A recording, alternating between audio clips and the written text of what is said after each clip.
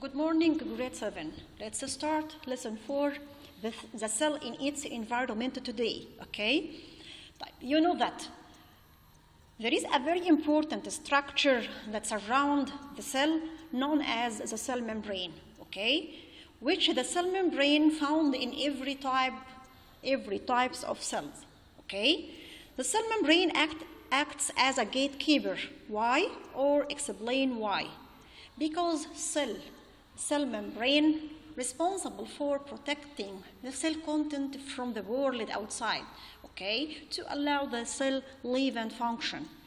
Also, cell membrane control the material that can enter or leave the cell by a very distinguished property called the selective permeability. We know that the cell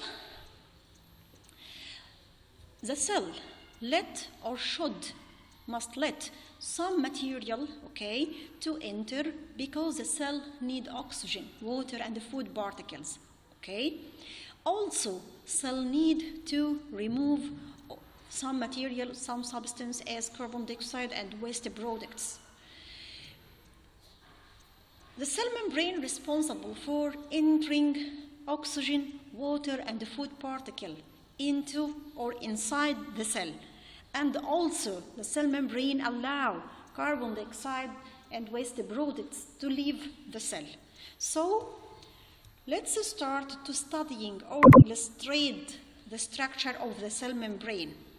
The cell membrane, when you look at the figure, okay, we found that it consists of the three chemical compounds: lipids, carbohydrates, and proteins, okay, where lipids molecules formed, as we see, double layer.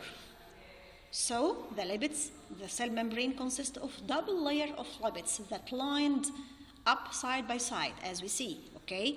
Also, the cell membrane contain proteins, okay, the blue particles found in outside, or the purple molecules found on the surface of the cell membrane known as protein, okay? Protein may be attached to the carbohydrate chains or other carbohydrate chains set on the surface of the membrane, okay?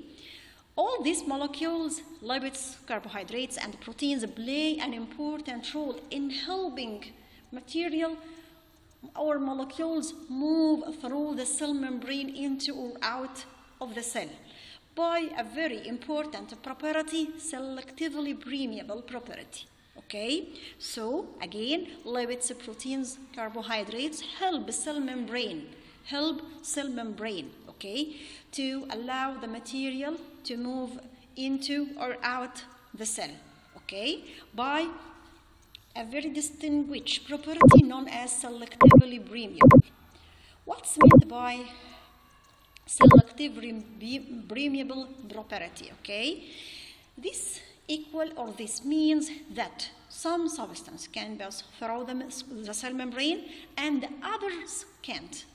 Again, selective permeability means allow some substance to pass through the cell membrane and others can't, by select which molecules can enter or leave the cell, okay? This property occurred by two different ways, okay? This property occurred by passive transport or active transport.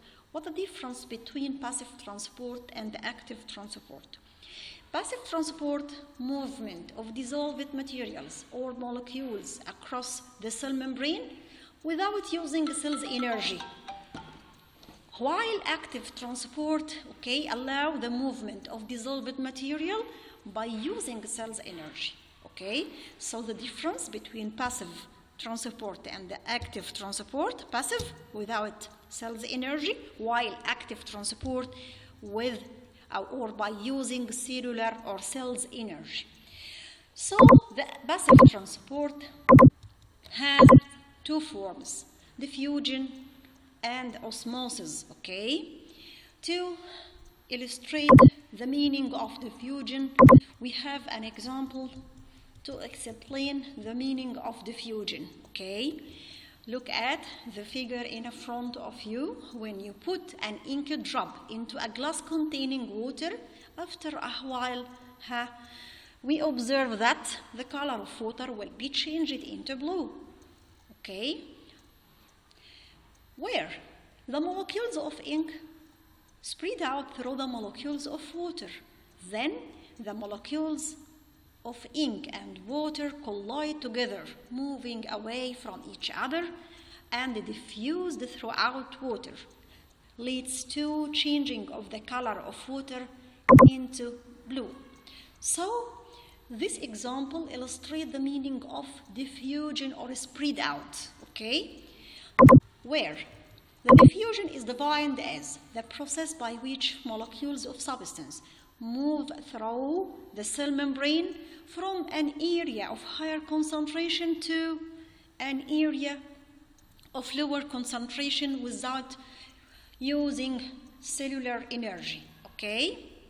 For example, unicellular organism as amoeba lives in bond water, okay, where the water containing dissolved oxygen and amoeba cell need to enter the oxygen molecule inside its cell, okay?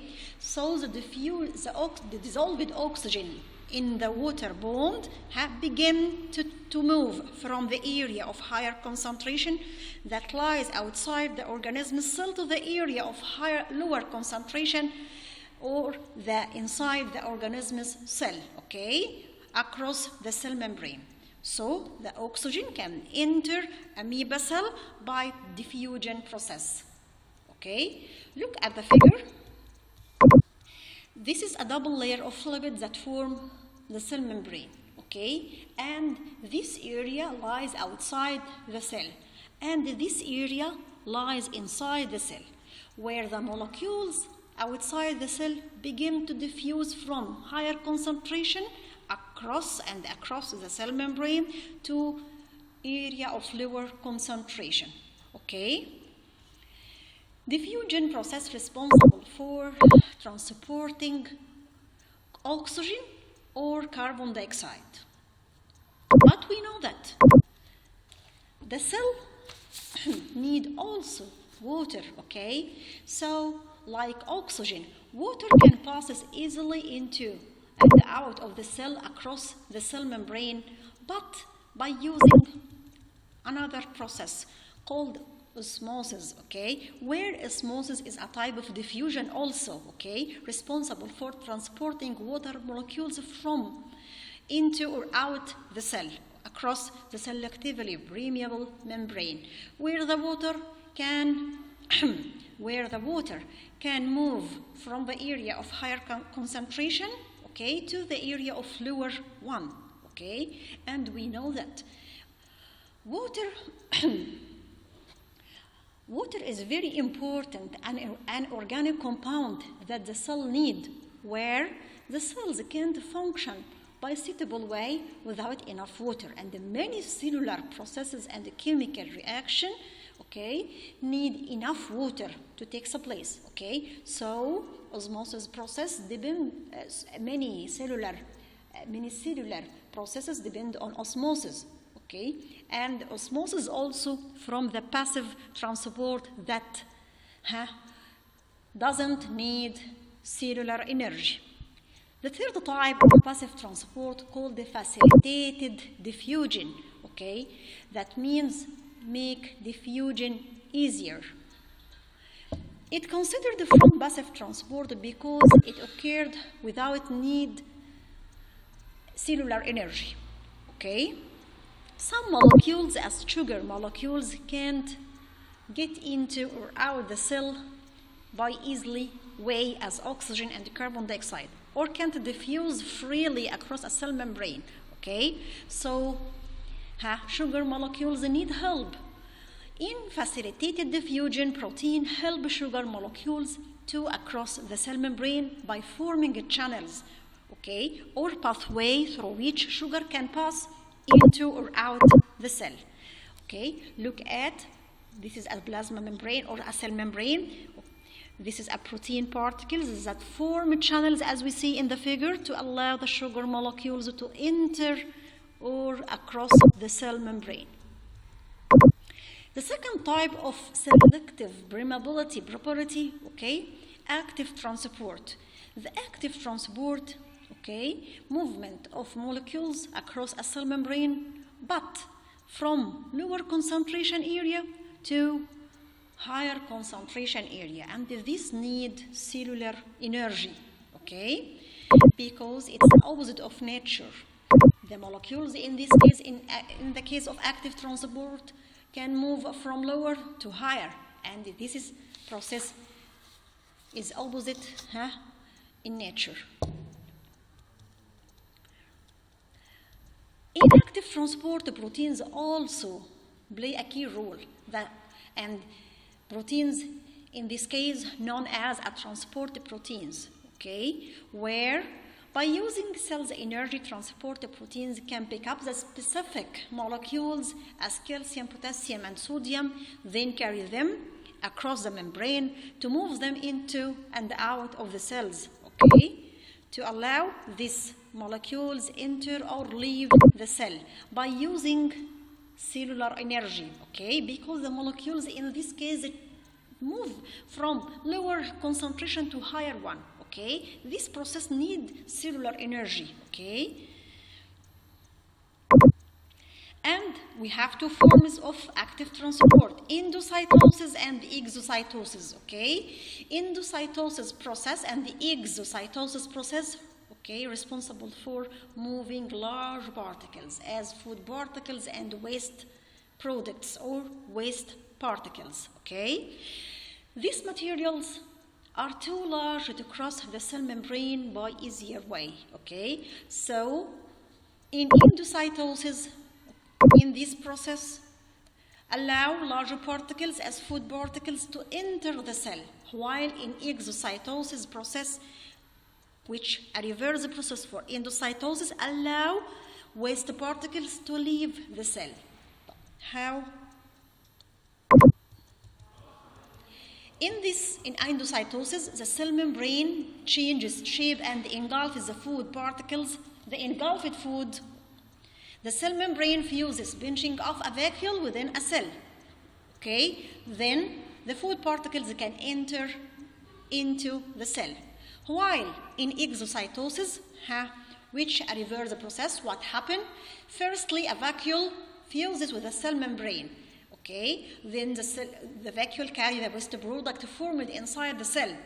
Then the cell membrane forms an opening. Okay, the opening open to outside to spills out the content of the vacuole and can remove or get rid of the waste product. Okay, so both of them are considered active transport because they need cellular energy to take place. Okay. The figure in front of you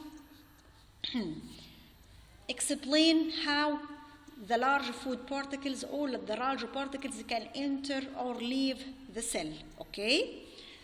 Thank you, grade 7.